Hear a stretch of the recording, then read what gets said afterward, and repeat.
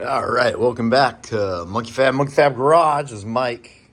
It is Monday. I figured I'd just give a quick update. It doesn't look like much. There's not really much to talk about. We got wiring stuff and cables. So we got the sway bar. It's welded in and functional. Everything's done except we just need the wires and we got to plumb it. So there's still need to get the hoses in for the fuel. Some of them ran. We got like our crossover, we got our little drain, stuff that I could figure out without, taking the car over there. But yeah, so we started on all the wiring. You can see like down here. So we just decided we'll rewire the whole thing because the harness that comes from Fuel Tech is too comprehensive and it's a disaster. It's just stuff everywhere. So you'll see we went down here. We got the alternator done, the coolant, the air. There's a cam sensor. I made it so it go up front, but it'll also just roll up and plug in the back. We got IAC, TPS, oil pressure. Our injectors have been wired. Crank, fuel, pressure. I still have to do, we wired up our MAC valve, so I'll need to, hopefully the MAC valve will show up. I found this awesome Buick Grand National 3-bar. It'll just fit over here, be nice and tucked out of the way. And yeah, so the inside, you got all these wires just kind of puke through the firewall right now. And we got to wire the starter and all of these safeties here, the trans temp, the trans brake, and our flex fuel. We'll do our middle kind of wiring there.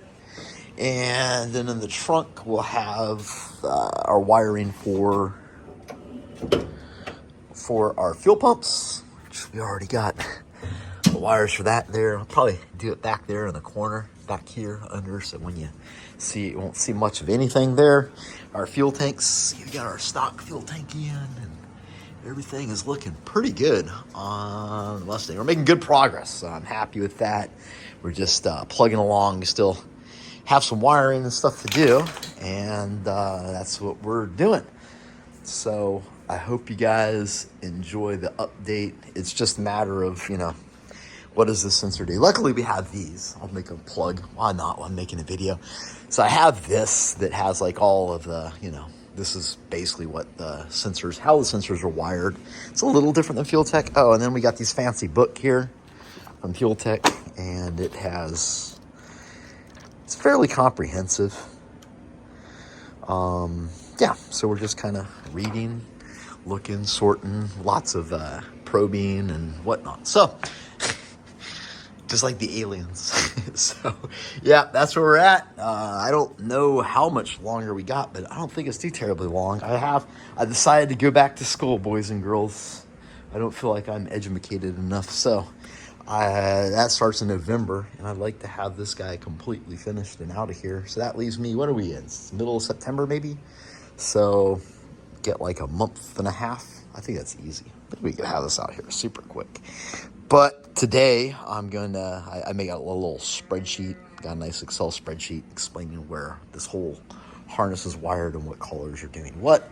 I'm gonna call Fuel Tech up. I got a couple questions about some stuff. There's some stuff that I don't know about, like for Fuel Tech. Bob is being an idiot. Hey, Bob, shut up.